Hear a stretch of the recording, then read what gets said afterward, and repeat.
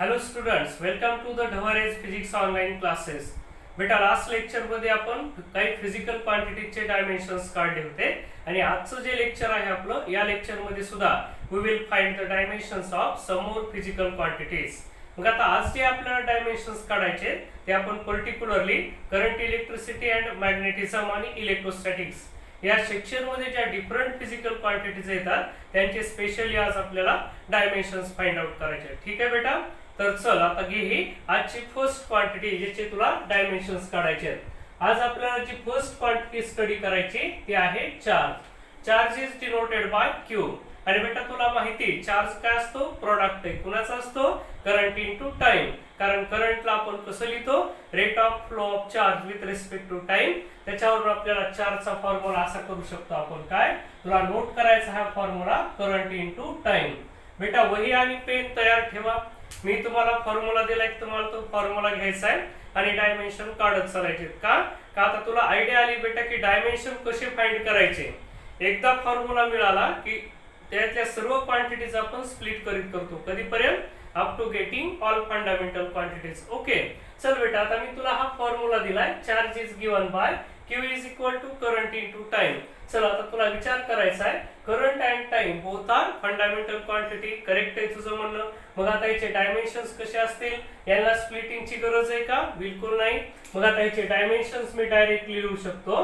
Charge is equal to LMT आणि तर current नवीन आला त्याच्यासाठी आपण I किंवा एम्पियरचं A घेऊ शकतो बेटा. ठीक आहे, चला मी आता पॉवर देतो.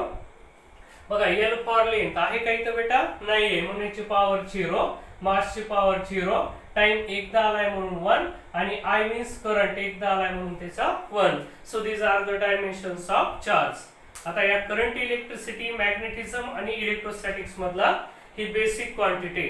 जसं मेकॅनिक्स मध्ये तू केलंस बेटा तर तुला कळालं होतं डिस्प्लेसमेंट, वेलॉसिटी आणि ऍक्सेलरेशन ह्या इम्पॉर्टंट क्वांटिटीज होत्या. तसं आता करंट, इलेक्ट्रिसिटी, इलेक्ट्रोस्टॅटिक्स आणि मॅग्नेटिझम मध्ये तुला चार्ज ही इम्पॉर्टंट क्वांटिटी, त्याचे तुला डायमेन्शन्स पार्ट ठेवावे लागतील किंवा फॉर्म्युला पार्ट ठेवावा लागेल. ठीक आहे, चल बेटा आता आज दुसरी क्वांटिटी आजची तुला जी पाहिजे ही फर्स्ट क्वांटिटी झाली. Second quantity intensity of electric field किंवा तुला नुसतं इलेक्ट्रिक फील्ड म्हणतील. So we will find the dimensions of intensity of electric field. चल बेटा आता ह्याचे डायमेन्शन्स घे. It is denoted by E. कशाने डिनोट करायची इंटेन्सिटी? E ने डिनोट करायची. चल बेटा काय फॉर्म्युला असतो याचा? Electrostatic force upon charge. मग force divided by charge. It is also read as force per unit charge असं सुद्धा वाचतो, त्याला इंटेन्सिटी म्हणायचं. मग आता तुला परत तोच विचार करायचा आहे. Intensity, force is not fundamental, charge is not fundamental. Force कसं लिहितो बेटा आपण? करेक्ट आहे. कसं लिहिलं? आठवलं तुला बरोबर? Mass into acceleration. So this force can be written as mass into acceleration divided by charge can be written as current into time. तुला हे असं लिहिता येऊ शकतं. ठीक आहे, चल बेटा पुन्हा विचार कर. मास फंडामेंटल आहे, करंट फंडामेंटल आहे, time is fundamental, but this acceleration is not fundamental quantity. मग कशी लिहायची असते बेटा आपल्याला? त्याला acceleration can be written as length upon time square means what? Displacement upon time square. म्हणून मी पुढच्या स्टेपला असं लिहितो काय? दिस मास डिवायडेड बाय काय काय मिळालं आपल्याला?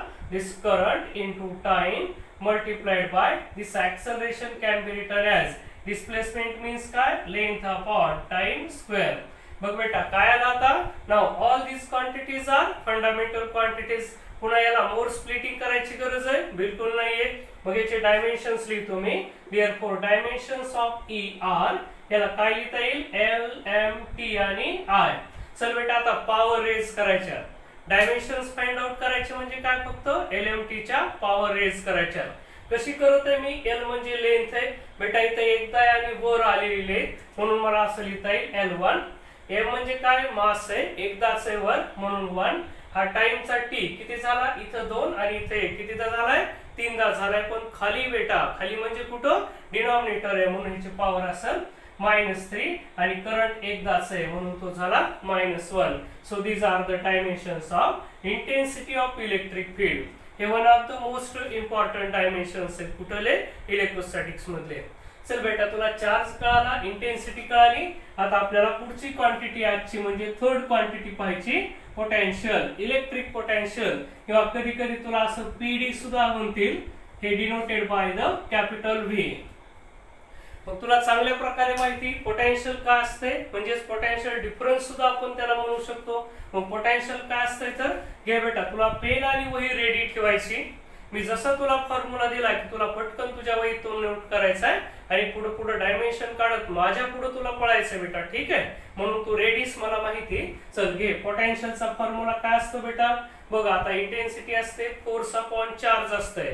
तर आता ज्यावेळेस तुला पोटेन्शियल काढायचंय त्यावेळेस इंटेन्सिटी मल्टिप्लाइड बाय डिस्टन्स असा हा v चा फॉर्म्युला घेता येतो. किंवा तो आणखीन एक प्रकारे असतंय, it is given by work upon charge. Okay, बघ बेटा पोटेन्शियल म्हटलं काय घ्यायचं, it is given by work upon charge. हे पोटेन्शियल असेल कधी कधी ईएमएफ चे जरी तुला डायमेन्शन्स फाइंड आउट करायला लावले तरी फॉर्म्युला त्याचा सुद्धा हाच असतो बेटा. तू म्हणशील ईएमएफ काय असतं सर, हे काय असतं, it is the electromotive force. मग इलेक्ट्रोमोटिव्ह फोर्सचे सुद्धा हाच फॉर्म्युला आहे. चला आधी पोटेन्शियलचे डायमेन्शन्स काढू. बघ बेटा आपली नेहमीची पद्धत, वर्कला कसं लिहायचं तुला, मास इंटू ऍक्सलरेशन.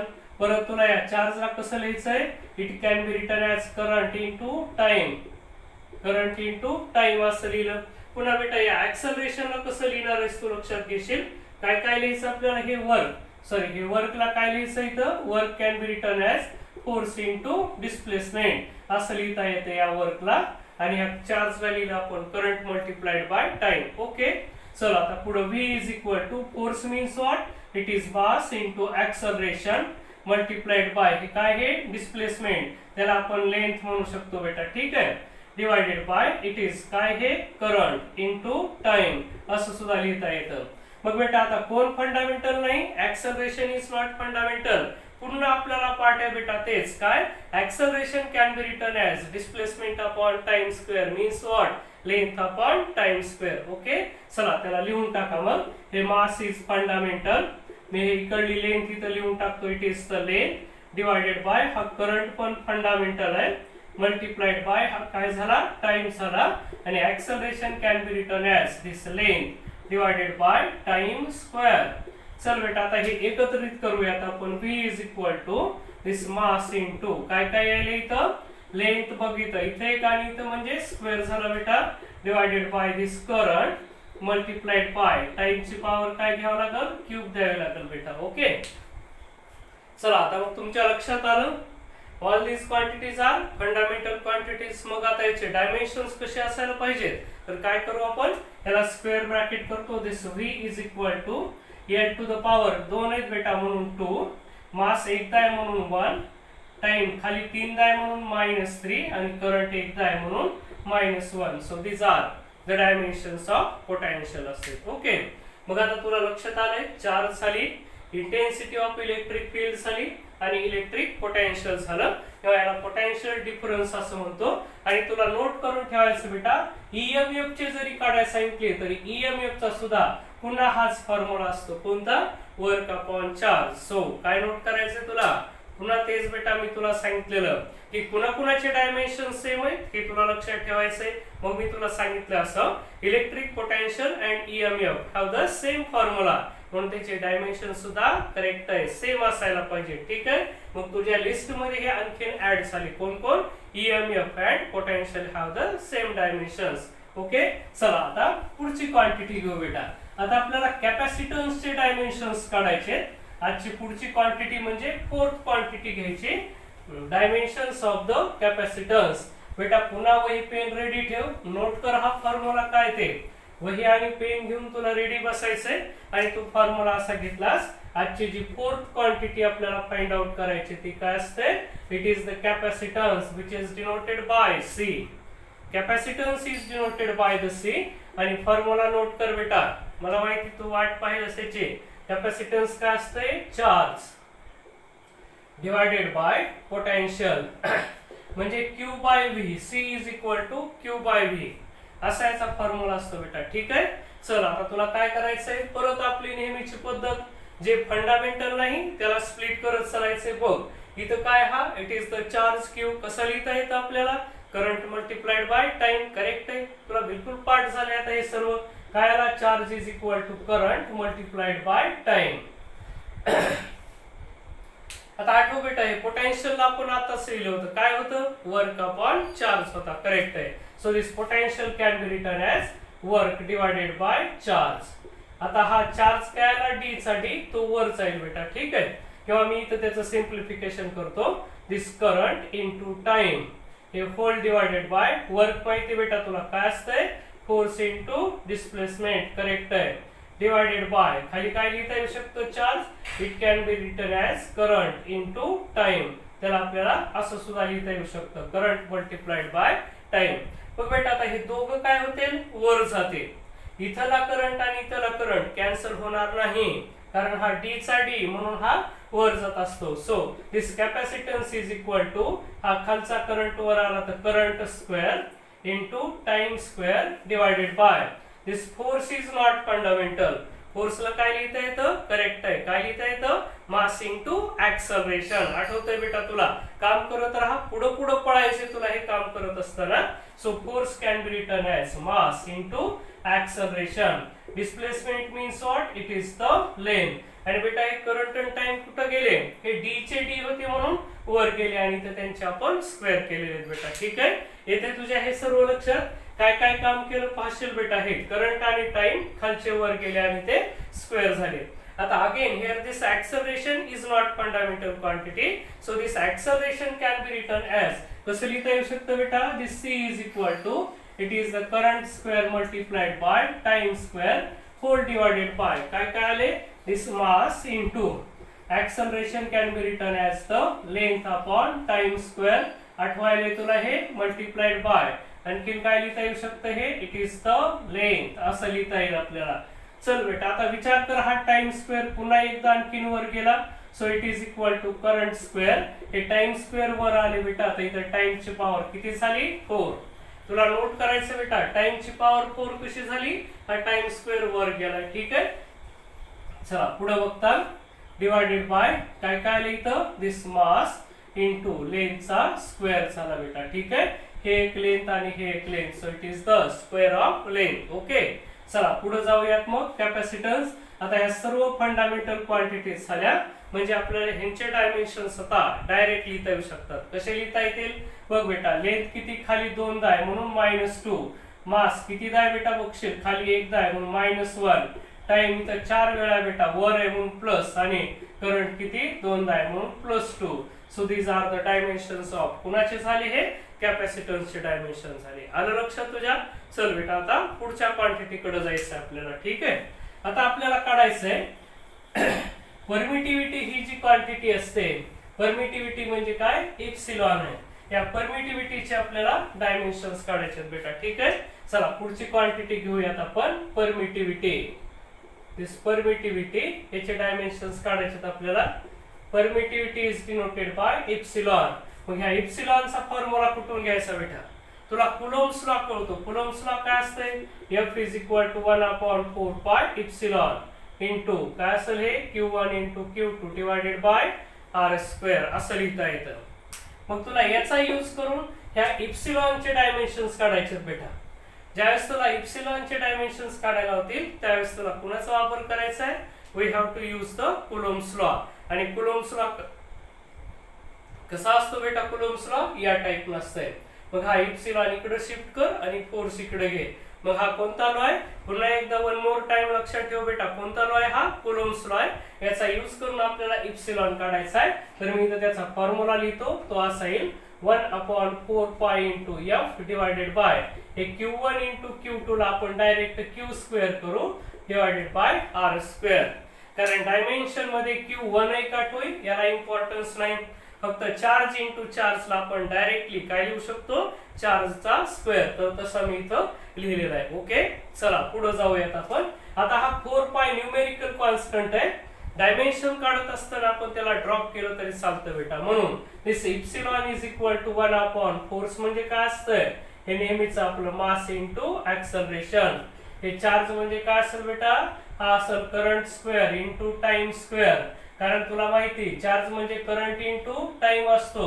मग आता इथं काय आलंय स्क्वेअर आहे म्हणून current square upon time square आणि r म्हणजे लेंथ आहे so it is the length square असं लिहिलं बेटा ठीक आहे.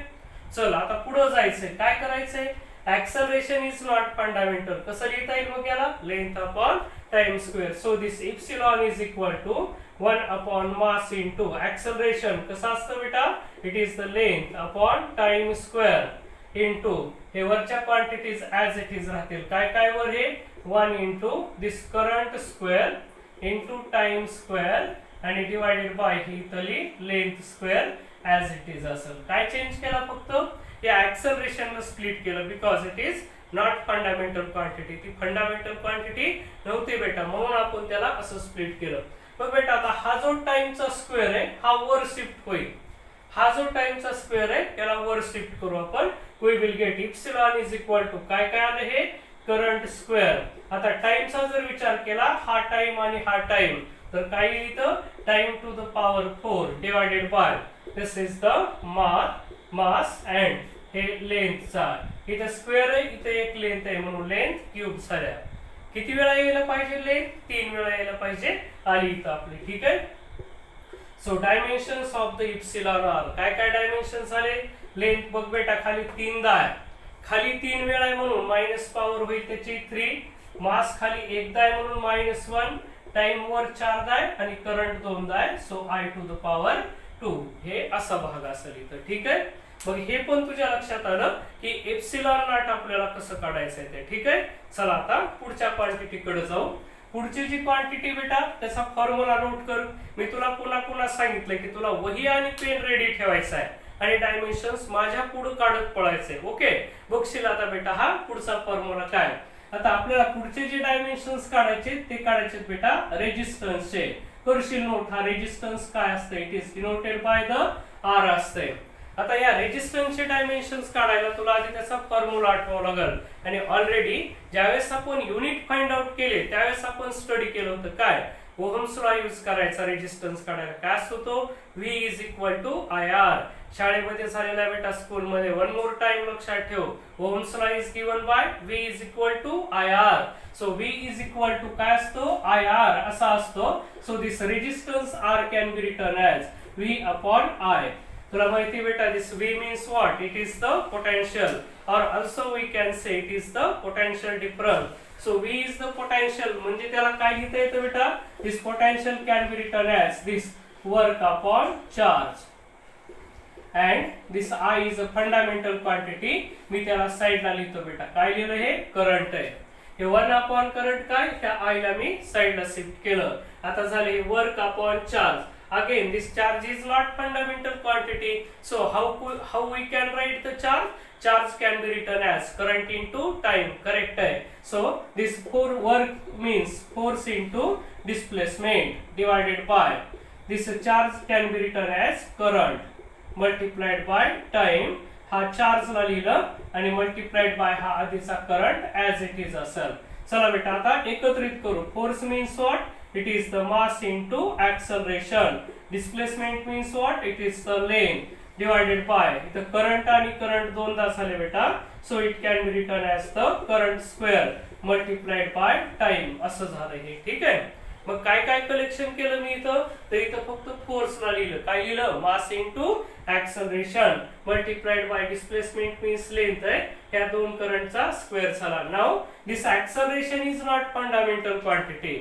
So how the acceleration can B return पुन्हा तेच आहे बेटा तुला पाठ झालेला. ऍक्सलरेशन म्हणजे काय it is the length upon time square. Correct आहे तुझं म्हणणं. सो ऍक्सलरेशन ला लिहून टाका बेटा. मी काय करतो हे मास लिहितो हा लेंथ इकडे शिफ्ट करतो मी it is into the length divided by काय आलं हे current square into time into काय लिहिता येतंय acceleration means what it is the length divided by time square असं लिहिता येऊ शकतो त्याला ठीक आहे. बघा acceleration means what it is the length upon time square. नाव आता या all these quantities are fundamental quantity. बघ मग बेटा ह्या रेजिस्टन्सचे जर डायमेन्शन्स लिहिलास तर तुला याच्या पॉवर वाढवायच्यात फक्त कुणाच्या L M T आणि I च्या. बघशील बेटा कशा पॉवर वाढतील तुला लेंथ चेक करायची किती झाली 1 आणि 2 वेळा आलाय. सो L2 m म्हणजे मास एकदाच आहे म्हणून m1. t किती वेळा बेटा बघ, इथं एकदा आणि इथं दोनदा म्हणजे LT3 आणि करंट दोनदा खाली म्हणून -2 टाइम सुद्धा -3. So these are the dimensions of the resistance. Okay, येते तुझ्या लक्षात. मग आता ज्या वेळेस we are going to find the dimensions of resistance, that time we will use the Ohm's law. कसा असतो बेटा तो, V is equal to IR. V is equal to IR. यानं ओहम्स लॉ आपण यूज केला and we have calculated the dimensions of resistance. नाव आता या रेजिस्टन्स वर डिपेंड असलेली आणखीन एक क्वांटिटी बेटा, तुला त्याचे डायमेन्शन्स काढायचे. रेजिस्टन्सचा जो रेसिप्रोकल असतो, युनिट फाइंड करताना आपण स्टडी केलं होतं काय, reciprocal of resistance is called conductance. तर आपल्याला आता कंडक्टन्सचे डायमेन्शन्स काढायचे. कंडक्टन्स काय बेटा, हा conductance is denoted by the K. Conductance is denoted by K आणि हा कसा असतो, K is equal to 1/R. 1/R means काय, reciprocal of resistance. One more time, पुन्हा एकदा वाचा बेटा. कंडक्टन्स म्हणजे काय, reciprocal of resistance is called conductance. 1/R ला आपण कसं राईट करू शकतो लक्षात घ्यायचंय तुला. जर काही R is equal to V/I असेल तर बघ 1/R म्हणजे याला उलट करायचं बेटा. याच्यावरून आपण जर विचार केला तर ह्या R ला आपण काय लिहू शकतो, I/V. हा आपला फॉर्म्युला आहे आता कुणासाठी, for the conductance. So it is given by I/V. पुन्हा बेटा सेम सिम्प्लिफिकेशन आपण करत जाणार. मग आता याचं सिम्प्लिफिकेशन पुढे जायचंय कसं, it current as it is, potential can be written as work upon charge. बेटा हे इथं करत गेला सिम्प्लिफिकेशन, मग तू करत जाशील. It is for the homework. हे तुझ्यासाठी होमवर्क असेल बेटा, कारण रेजिस्टन्सचे आले की तुला कंडक्टन्सचे डायमेन्शन्स मनानं काढता येणार, फक्त याच्या उलटे येतील बेटा. तू म्हणशील सर आन्सर काय असायला पाहिजे, तर आन्सर असा असायला पाहिजे L-2 this M-1 T+3 and I+2. तू म्हणशील सर हे कसे कळाले तुम्हाला, कसे कळाले बघ बेटा. हे जे आहे ते हे रेजिस्टन्सचे डायमेन्शन्स आहे and this conductance is the reciprocal of resistance. मग ह्याचे जे डायमेन्शन्स आहेत ते बरोबर या रेजिस्टन्सच्या कसे असायला पाहिजे, अपोजिट, रिव्हर्स असावे बेटा. L ची पॉवर +1 असेल तर इथं -1 यावी, मग इथं L⁻2 होती. So I have written L⁻2. Okay, आला तुला कळाला हा पॉइंट, ठीक आहे. चल आता पुढच्या क्वांटिटी कडे जायचंय. आपल्याला पुढच्या क्वांटिटीचे डायमेन्शन्स काढायचे.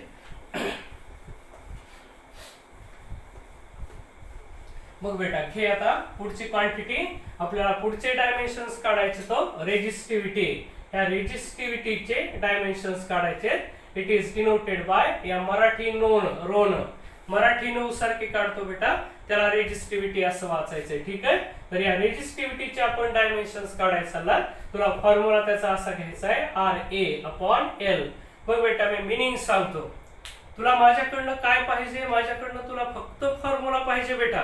हा फॉर्म्युला तू घ्यायचा आणि पुढे पळायचं, वेट करायचा नाही माझा. फक्त आन्सर शेवटी तुला चेक करायचे, कारण तू वही आणि पेन घेऊन बसलेला आहेस, तुझं काम चालू आहे बेटा, तू थांबलेला नाहीयेस. Okay, so this rho is equal to, हा कोण आहे, रेजिस्टन्स आहे. आपण आताच बघितलं रेजिस्टन्स काय होता, ओहम्स लॉ लक्षात ठेवायचा. काय होता Ohm's law, V is equal to IR. So R is equal to V/I. So this R can be written as V/I multiplied by area. Means काय असतं बेटा, it is the length square आणि divided by L म्हणजे काय, length आहे. एवढं तुला माहिती. तर काय होईल इथं, here this length and square get cancel. इथं दोन लेंथ आहे, त्याच्यासोबत इथली एक लेंथ कॅन्सल झाले बेटा, ठीक. ओके, पुढे चलशील आता. तुला ह्या पोटेन्शियलला काय लिहायचं माहिती, काय असतं, it is the work upon charge. So this potential can be written as work upon charge. Potential is work upon charge multiplied by इथली एक लेंथ राहिली बेटा. आणि हा जो I होता, दिस I is a fundamental quantity, म्हणून त्याला आपल्याला साइडला घ्यावं लागेल. हा करंट मी ह्या लेंथच्या खाली लिहून टाकतो, इनटू करंट असं लिहिलं मी त्याला, ठीक. चला आता बघा परत काय, work and charge are not fundamental quantities. So work can be written as force into displacement and charge can be written as current into time. Again the simplification केलं तर work is the force into displacement into हे आधीची length as it is असेल divided by काय काय राहिलं बेटा, charge. Charge means what, it is the current into time आणि multiplied by हा आधीचा करंट असेल त्याला, ठीक. चला हे पण सिम्प्लिफिकेशन कळालं. So this rho is equal to, नाव force is not fundamental quantity. Force fundamental आहे का? नाहीये. कसं लिहायचं? पुन्हा तेच काय, मास इनटू ऍक्सलरेशन. अगदी बरोबर आहे. So force can be written as काय लिहायचं आपल्याला? It is the mass into acceleration multiplied bye displacement into displacement. काय लिहिता येऊ शकतं? It is the length square असं लिहू आपण, डिवायडेड बाय खाली काय काय आले? दोन करंट आहेत म्हणून so it is the current square multiplied by एक टाइम लिहिला, हे असं लिहून टाकलं आपण. पुन्हा बेटा बघशील मास फंडामेंटल आहे but this acceleration is not fundamental. हे फंडामेंटल नाही, मग याला काय लिहू शकतो आपण? Length upon time square. So this rho is equal to mass multiplied by this length square as it is असेल ते divided by this current square into this time will be as it is आणि into ह्या acceleration ला इकडे लिहितो बेटा मी. काय असतं ते? length divided by time square. चला सिम्प्लिफाय करू आता. All quantities are fundamental quantities. तरी मी सर्व एकत्र लिहून टाकतो मी त्यांना. दिस लेंथ काय, स्क्वेअर इंटू 1 हा क्यूब झाला, whole divided by this current square multiplied by हे टाइम क्यूब असेल. ठीक आहे, हा टाइमचा क्यूब झाला. बघशील बेटा आता हे सगळ्या फंडामेंटल क्वांटिटीज झाल्या. So finally dimensions of the rho are LMTI. चल बेटा यांच्या पॉवर वाढवायच्या तुला. कशा वाढवशील? L मीन्स लेंथ किती दाय? 3 दाय आणि वर आहे मीन्स काय? न्यूमरेटर आहे. So it is 3. मास 1 दाय म्हणून 1. टाइम किती दाय बेटा? इथं 3 वेळा आहे. So T to the power 3 and I is the current किती दाय? 2 दाय. So it is 2. So these are the dimensions of resistivity. बघशील बेटा आता थोडी याची लेंथ वाढली. इथून पुढे मी तुला थोडेसे डिफिकल्टी लेवल वाढवायलोय. डिफिकल्टी लेवल वाढवत आपण चाललात आणि तुला याचे डायमेन्शन्स काढायचे. ऍक्च्युअली हे काम आपण दोनदा करायला बेटा. याच्या पूर्वी आपण युनिट फाइंड केले आणि आता नंतर डायमेन्शन काढायला. मग आता या रेजिस्टिव्हिटीवर आणखीन एक होमवर्क साठी क्वांटिटी घ्यायची. मगाशी जसं आपण स्टडी केलं, काय स्टडी केलं? रेजिस्टन्सचा रेसिप्रोकल काय होता बेटा? It was the conductance. Reciprocal of resistance is called conductance. म्हणजे काय? कंडक्टन्स काढायला फक्त रेजिस्टन्सला उलट केलं बेटा. ठीक आहे, आता असंच असतंय. ह्या रेजिस्टिव्हिटीचा जर रेसिप्रोकल घेतला it will be the conductivity and denoted by the sigma. म्हणून तुला आता हे होमवर्क साठी घ्यायचं आहे. काय? कंडक्टिव्हिटीचे डायमेन्शन्स तू काढणार आहेस बेटा. बघ आता मी मुद्दामून इथं फॉर्म्युला दिलोय. नोट कर, तुला तुझ्या वहीमध्ये नोट करायचा आहे आणि काढायचंय. कशाने डिनोट करायचंय? सिग्मानं. ओके, मग हा सिग्मा काय असतंय? It is the reciprocal of resistivity. याचा यूज करायचा आहे. तू म्हणशील सर याचे काय डायमेन्शन्स असतील? मग बेटा मी सांगू शकतो याचे डायमेन्शन्स काय असतील. L-3, M-1, T-3. इथं काय काय असतील बेटा? इथं करंटचे -2 -3. तर ह्या +3 आणि +2 असे डायमेन्शन असावे. इकडे नोट करा, तुम्ही पण करेक्शन करा. इथं मायनस द्यायच्या राहिल्या होत्या पॉवर त्या. ठीक आहे, तर तुम्ही होमवर्क म्हणून याचं काम करताल बेटा. तुम्हाला हे घरी आता याचे डायमेन्शन्स काढायचे बेटा. करंट, इलेक्ट्रिसिटी आणि मॅग्नेटिझम मधले बऱ्याच क्वांटिटीचे आज आपण डायमेन्शन्स काढले. ज्या काही राहिलेल्या क्वांटिटीज असतील यांचे डायमेन्शन्स आपण उद्याच्या चॅप्टर पिरियड मध्ये काढूयात आणि राहिलेला भाग आपण तिथं स्टडी करू. ओके, आज आपण इथं थांबूयात बेटा.